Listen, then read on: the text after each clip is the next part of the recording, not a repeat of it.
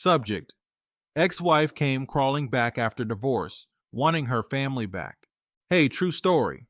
When I listen to the stories on your channel, I can't help but nod my head and think, yeah, I've been through some of that.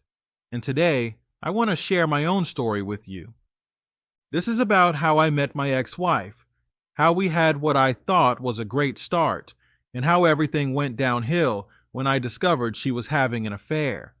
And of course, the part that still amazes me to this day, how after everything, after the lies and betrayal, she came crawling back like she thought I'd just forget what she did.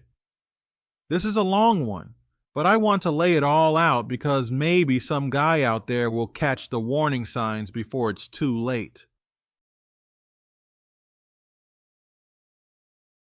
I met my ex-wife during one of those ordinary days that just turn into life-changing moments. I was out on a walking trail near the lake. I remember it was spring and the air was warm, but still had that crispness. I had my headphones in, just clearing my head after a long week of work. I wasn't looking for anything. She was sitting on a bench, scrolling through her phone, with a water bottle by her side. I noticed her because she smiled at me when I jogged past the first time. On my way back around, she waved like she knew me. That little gesture stopped me in my tracks. I pulled out my headphones and we started talking. It felt natural. No awkwardness, no forced small talk. Her name, well, I'll just call her M. She was friendly, had this bubbly energy that drew me in. We ended up walking together down the trail, just talking about random things, work, favorite music, places we like to eat. Before I knew it, we'd walked for almost 2 hours. When I left that day, I had her number saved in my phone, and I remember feeling like maybe something real could come from this. We started dating not long after, and everything was so easy in those first 2 years. She made me laugh constantly. We'd cook together, take trips, binge shows on weekends. The chemistry was there, both emotionally and physically. She made me feel like I had finally found someone who really understood me. After 2 years of dating, I proposed. I thought she was it for me. The wedding wasn't anything extravagant, just a simple ceremony with family and close friends. The first year of marriage felt like an extension of dating. We were still going on dates, still enjoying each other's company, still connecting on all levels. But then, like a switch flipped, things changed. It started with intimacy. Out of nowhere, she stopped wanting sex. I don't mean gradually losing interest over time. I mean 1 week we were fine, and the next it was excuse after excuse. Headaches, being tired, work stress, period timing, whatever she could think of. At first, I gave her grace. Everyone has off weeks. Stress is real. But weeks turned into months, and her excuses became predictable. Every time I'd try to initiate something, she'd either brush me off or get annoyed, almost like me wanting my wife was an inconvenience. That's when I started noticing other things. She had an attitude with me over the smallest things, like leaving a cup in the sink or not texting her back fast enough. She wasn't mean exactly, but she was short, dismissive. And here's the thing. This wasn't my first rodeo. I'd been in a relationship before where something very similar happened. Back then, when my ex suddenly lost interest in sex, I ignored the signs, thinking maybe it was stress. Eventually, I found out she was cheating. That lesson burned into my memory. So, when this started happening with my wife, my gut told me I needed to pay attention. I tried talking to her about it. I sat her down one night and said, "Listen, I feel like something's wrong. You've been distant. We're not intimate anymore, and I can't help but feel like something's going on." She looked me straight in the face and swore nothing was wrong. She said I was overthinking it, that her sex drive was just low at the moment, and it would pass. She even flipped it on me a bit, saying I was putting too much pressure on her by bringing it up. I wanted to believe her. I really did. But the excuses piled up, and my gut wouldn't let me rest. So, I did what I had to do. Call it paranoia, call it intuition, but I started paying closer attention. Her phone was always glued to her hand. She'd take it into the bathroom, into the kitchen, even when she was just stepping outside for a minute. That was new behavior. One night, she fell asleep on the couch. Her phone buzzed, and I saw it light up. Normally, I wouldn't go through a partner's phone. I don't like that. But something in me said, check. And there it was. Messages with a colleague from her job. Not just casual work chat. Flirty messages, plans to meet up, inside jokes that had nothing to do with work. I scrolled further and my stomach sank. Pictures, explicit pictures, conversations about what they had already done together, plans for the next time. I felt like someone had kicked me in the chest. The old me, the me from years back, would have exploded, yelled, confronted her right then and there. But this time, I stayed calm. I didn't let my emotions take control. Instead, I took screenshots, backed everything up, and quietly called a divorce lawyer the next day. When she came home from work, I handed her divorce papers. No yelling, no screaming, just cold, hard reality. She cried, begged, swore it didn't mean anything, said she'd fix it, but my mind was made up. I wasn't going to be disrespected like that. It was brutal emotionally, but legally, I was ready. She tried to fight dirty. She wanted temporary spousal maintenance, even though she wasn't financially dependent on me. She tried to get a piece of my condo, the same condo I bought years before I even met her. Her argument was basically that because she made less money than me, about $15K less, that she deserved help adjusting after the marriage ended. Luckily, the court didn't buy it. We had no kids, and everything I owned prior was protected.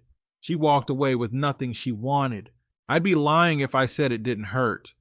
Finding out the person you trusted the most was sneaking around behind your back, it cuts deep. But I kept my head up. I leaned on family and friends, threw myself into work, and focused on moving forward. That should have been the end of it.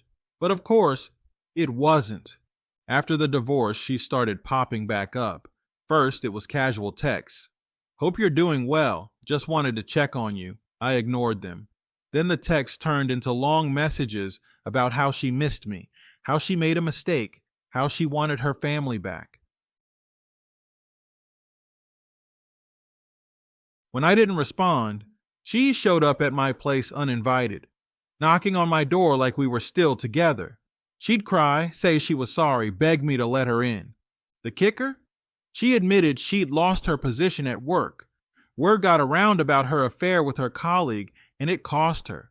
She told me she was making pennies now, could barely get by, and needed help. When I told her no, she switched tactics. She went from begging to threatening. She said I was cold-hearted for not helping someone I supposedly loved. She even went as far as to threaten that she'd have her cousin pull up on me if I didn't at least give her financial help. At that point, I knew I'd made the right decision, divorcing her. Because not only had she disrespected me in marriage, she doubled down on manipulation after. After I handed her those divorce papers and we went our separate ways, I thought that was it. I had braced myself for a long legal battle, but, like I mentioned, she didn't get what she wanted in court. No condo, no spousal maintenance, no alimony. She was upset, but there wasn't much she could do. At least that's what I thought. Within weeks of the divorce being finalized, she started reaching out. First, it was subtle. Hey, just checking in, text here. How are you doing? Message there. I ignored them. I knew if I responded, I'd open a door that needed to stay shut. But she didn't take silence as an answer. The messages got longer, more emotional. I miss you. I regret everything I did. We had a family together, and I threw it away. Now, mind you, we didn't have kids, but she still kept referring to us as a family. I guess she thought that would tug on my heartstrings. When I ignored those, she started showing up at my place. I live in a condo complex, and one night, I came home from work to see her sitting in her car in the parking lot. I tried to just walk past, but she jumped out of the car and followed me to the building door. She was crying, begging me to talk to her. Drew, please. I messed up. I know I did. I lost my job. I'm struggling. I can't do this without you. I told her flat out, you should have thought about that before you cheated, and I walked inside. I eventually found out she wasn't lying about her job situation. Apparently, word spread at her workplace about the affair with her colleague, and it reached management. Now, I don't know if she got officially fired for it, but from what she told me, in her desperate attempts to gain sympathy, she was demoted to a position that paid way less. She said she was barely making pennies and could barely survive. I didn't feel bad. She had a good job, a stable marriage, and a decent life. She threw all of it away for some office fling. Actions have consequences, but instead of taking accountability, she tried to turn her struggles into my responsibility. She'd say things like, if you really loved me like you said you did, you'd help me, even now. I wasn't falling for it. When she realized I wasn't budging, she started harassing me. She would blow up my phone with texts and calls, leaving voicemails at all hours. Some were crying and begging. Some were angry and insulting. The tone shifted depending on the day. I'd hear things like, please, Drew, I can't eat. I can't sleep without you. You'll regret this when I'm gone. You're the coldest man I've ever met. You never loved me if you can watch me suffer like this. And then sometimes, you're pathetic, Drew. You were never enough for me anyway. Good luck finding someone who will ever put up with you. You think you're better than me just because you have your condo and your stupid job. I recognized it for what it was. Manipulation, begging, guilt-tripping, and insults all rolled into one. She was throwing everything at the wall, hoping something would stick. But the part that really shook me was when she finally crossed the line. One night, she sent me a long message saying, you really don't care if I can't make it, huh? After all we've been through, you don't even care if I lose everything. I lost my job because of you. I'm broke because of you. I need help, Drew. If you won't help me, maybe someone else will make you. And then she followed it up with, don't be surprised if my cousin comes to see you. He doesn't like the way you're treating me. That's when I knew things could get dangerous. Her cousin was one of those dudes who liked to act tough. I met him once at a family get-together while we were married, and he made a point of saying, if you ever hurt my cousin, I'll deal with you myself. At the time, I brushed it off as family posturing, but now that she was threatening to send him after me, it hit differently. I didn't panic, but I took it seriously. I tightened up my security. I let the condo association know about a potential situation. I even spoke to a lawyer about filing for a restraining order if things escalated further. Sure enough, a few days later, I got a knock at my door. I looked through the peephole, and guess who it was? Her cousin. I didn't open the door. I talked through it. He said, yo, Drew, open up. We just need to talk. I said, there's nothing to talk about. Whatever your cousin told you, that's between her and me. I'm not opening this door. He started getting louder. She told me, you're leaving her out here with nothing. After everything she did for you, you just left her hanging. I laughed to myself at that one. Everything she did for me? The woman cheated on me. I told him, you can take that up with her. I owe her nothing. And if you don't leave, I'm calling the police. That seemed to do the trick. He muttered something under his breath and walked away. But the message was clear. She really had tried to send someone to intimidate me into helping her. When the threats didn't work, she switched gears again. She started posting about me on Facebook. We had a lot of mutual friends, and she began making these dramatic posts about how I had abandoned her, how I was heartless and cold. She never outright admitted to cheating, of course. She painted herself as the victim, the poor wife who lost everything because her husband didn't want to fight for the marriage. Some mutual friends reached out, asking me what was going on. I didn't go into detail. I just said things didn't work out. Please respect my privacy. I wasn't about to air dirty laundry online, but it made me realize how desperate she was to control the narrative. Eventually, I did file for a restraining order. Between the threats, the harassment, and her cousin showing up, I had enough documentation to get one granted. Once that was in place, things quieted down. She knew if she crossed the line again, there would be real consequences, and that's when it hit me. Everything she did after the divorce was just more proof I made the right choice. She wasn't remorseful. She wasn't trying to genuinely rebuild or apologize. She was trying to manipulate, guilt, intimidate, and control me, just like she did in the marriage. Looking back, I sometimes think about how differently things could have gone if I hadn't trusted my gut when she stopped wanting intimacy. If I had ignored the signs, I'd probably still be in that marriage, being cheated on, being lied to, and slowly losing myself. Instead, I took action. I protected myself legally and emotionally, and when she came crawling back, I stood firm. Do I feel sorry for her? Honestly, no. She made her choices. She had a good man, a stable life, and she threw it away for cheap thrills. That's not on me. If anything, her downfall has been a lesson for me, and hopefully for anyone listening. That self-respect has to come first. You can't let guilt or manipulation pull you back into a toxic situation. Once someone shows you who they are, believe them. Once the restraining order was in place and her attempts to harass me died down, my life suddenly got quiet. Too quiet, honestly. For months, my phone had been buzzing nonstop. Calls, texts, voicemails, threats, guilt trips.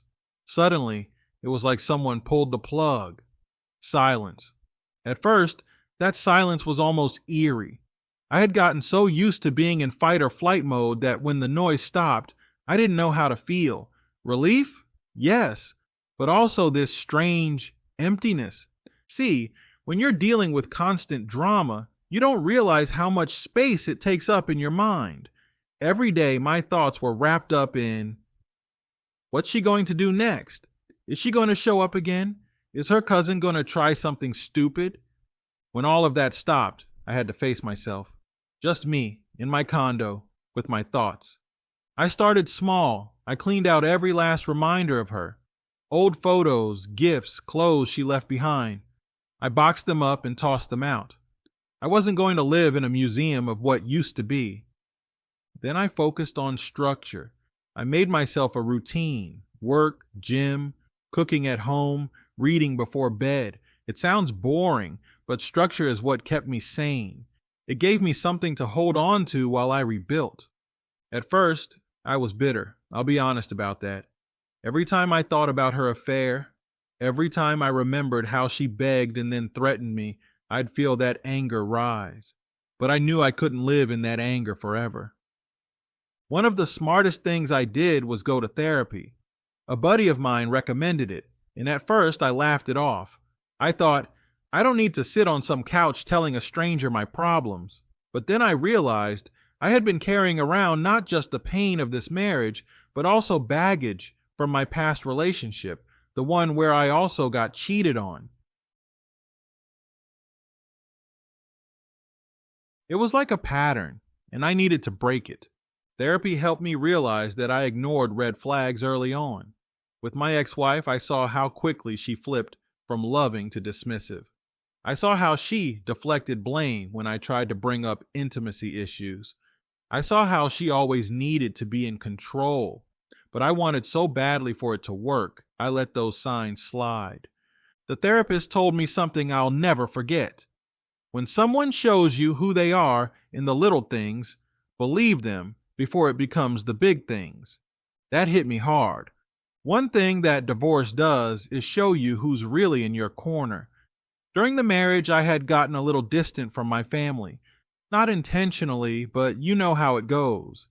You get wrapped up in your partner, your shared life, your routines. After the divorce, I started spending more time with my parents, my siblings, and even cousins I hadn't really seen in a while. Family dinners, cookouts, Sunday football, it grounded me. It reminded me that I wasn't alone, that I still had people who cared about me deeply. Funny thing, my mom actually said to me, Drew, I knew something was off with her. She was polite, but I could see the way she looked at you sometimes. like she was competing, not loving. Moms have that sixth sense, man. My friends also stepped up. I've got a tight circle of guys I've known since high school. When everything went down, they were the ones dragging me out of the house, making sure I didn't just wallow. We'd hit the gym, grab beers, watch games. They listened when I needed to vent, and they distracted me when I needed to laugh. One of them said, "Bro, you're acting like she was the prize. You're the prize. You gave her stability, loyalty, a home. She couldn't value it. That's on her." That line stuck with me because for so long I thought of myself as the one who lost, but really she lost me. I know a lot of guys probably wonder, when did you start dating again? The answer, not for a while. I wasn't about to jump from one relationship straight into another. I needed time to heal, to trust myself again, and to make sure I wasn't carrying resentment into something new. When I did eventually start putting myself out there again, I was cautious. I wasn't bitter, but I was observant. I paid attention to red flags I would have ignored before. I asked deeper questions, and most importantly, I didn't rush. I went on some casual dates, nothing serious at first, just conversations, laughs, getting to know people. It was refreshing to realize that not every woman was like my ex. If I had to boil down what I learned from this whole ordeal, it would be these points. Trust your gut. When intimacy suddenly stops, when attitudes change out of nowhere, don't ignore it. Don't let love blind you to red flags. Loyalty doesn't mean ignoring reality. Protect yourself legally. Having my condo protected saved me. If I hadn't set things up the right way, she might have taken half of what I worked for. Self-respect over sympathy. Her crawling back, begging, crying, threatening. It was all manipulation. If I had caved, I'd still be stuck in a toxic cycle. Healing takes time. The silence after the chaos feels strange, but it's in that silence you rebuild.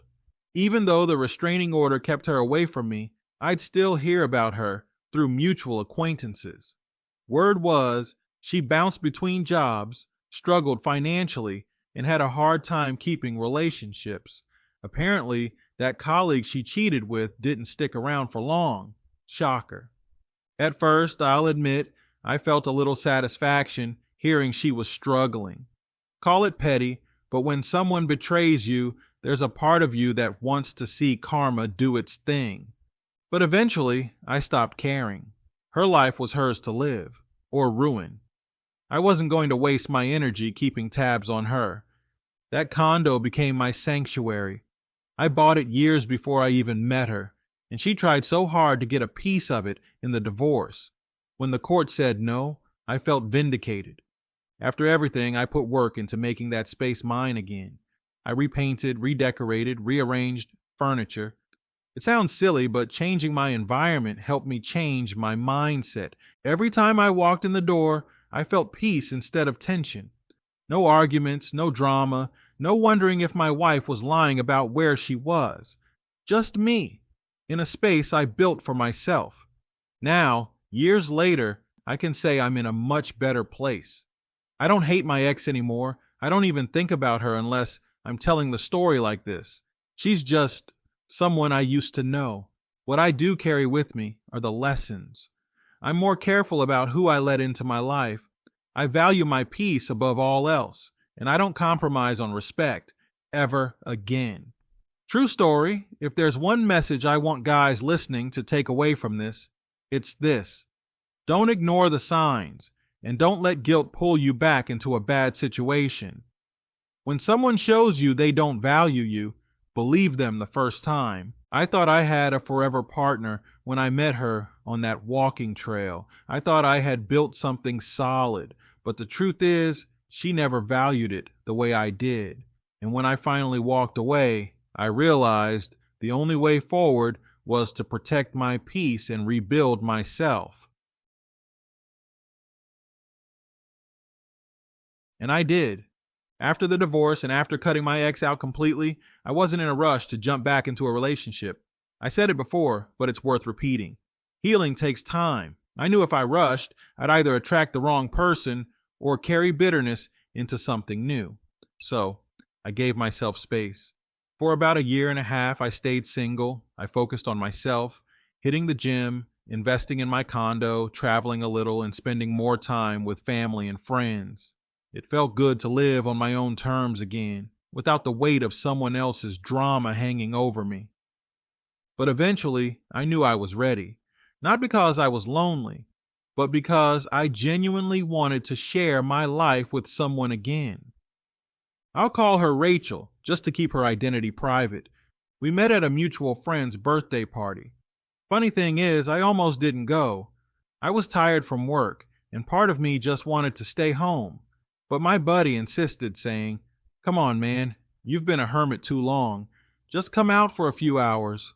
So I went. Rachel was a friend of the birthday girl. The first thing I noticed was how genuine she seemed. She wasn't putting on a show, wasn't trying to be the center of attention. She laughed easily, asked real questions, and listened when people answered. We ended up talking for most of the night.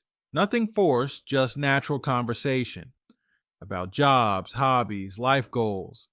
I remember thinking, this feels different. We exchanged numbers, and from there, things just clicked. With Rachel, everything felt easy.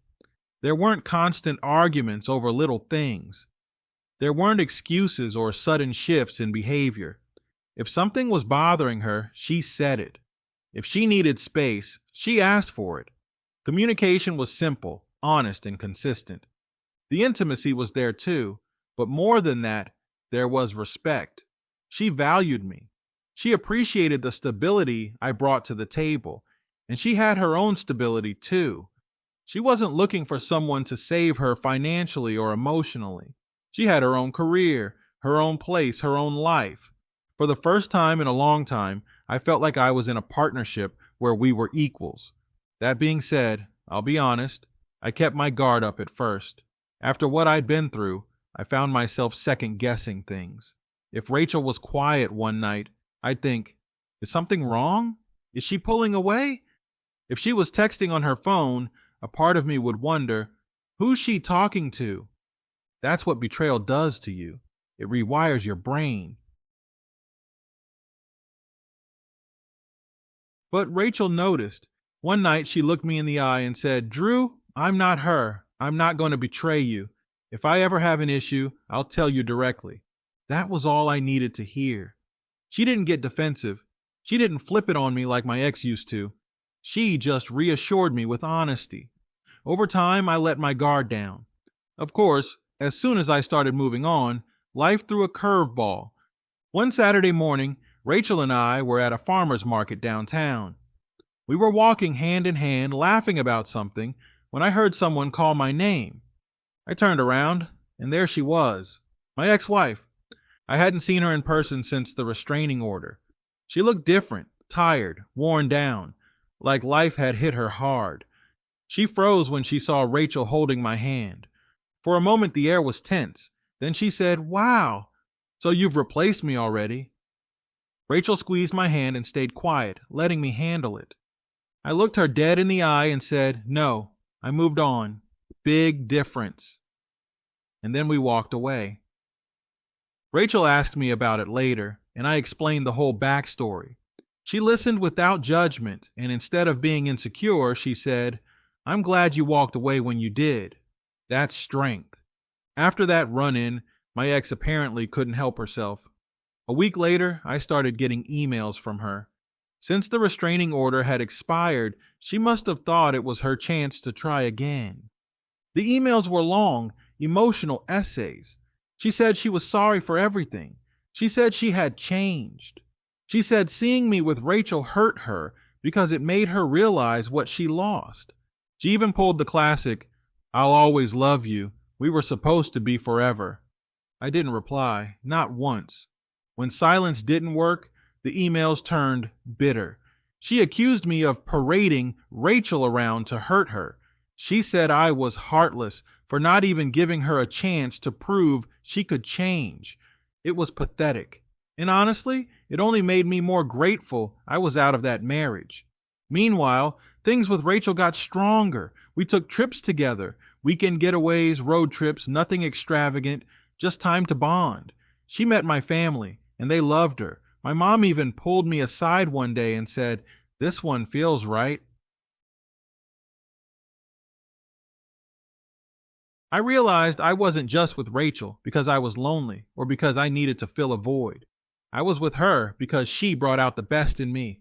With her, I didn't feel drained. I felt energized. That was the biggest difference between her and my ex. With my ex, I always felt like I was fighting, proving, chasing. With Rachel, it felt like peace. The last time I heard from my ex was about 6 months into dating Rachel. She sent one final email saying, "I see you've made your choice. I just hope she treats you better than I did." And that was it. Radio silence since. I didn't feel anger reading that. I felt closure, like the book was finally shut for good. Looking back, I can sum up the lessons I've learned. Healing before dating matters. If I had rushed into dating right after the divorce, I would have sabotaged it. Taking that time saved me. A good partner feels like peace, not chaos. Rachel showed me that love isn't supposed to feel like a battlefield. Exes will often come back, but that doesn't mean you should let them. Just because she wanted me back doesn't mean she deserved me back. Respect is the foundation. Rachel respected me from day one. That's something my ex never truly did. Rachel and I have been together for 2 years now. We're not rushing into marriage, but we've talked about it. The difference is, I'm going into this with eyes wide open. I know what I want, I know what I won't tolerate, and I know how to set boundaries. Most importantly, I'm happy. Genuinely happy. True story. This is the final part of my journey, from meeting my ex on a walking trail, to marrying her, to discovering her affair, to the chaos after the divorce, to finding peace again. It's been a ride. If there's one thing I want your listeners to take from all of this, it's this. Don't let the pain of the past make you give up on the future. Yes, betrayal hurts. Yes, divorce feels like your world is falling apart.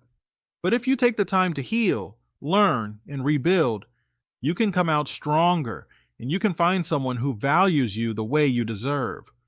My ex-wife came crawling back because she realized what she lost. But by then, I had already realized what I gained. Freedom, peace, and eventually, real love. And that's a trade I'd make any day. Thanks again for letting me share my story. Hopefully, it helps somebody out there who's going through the same thing. Drew.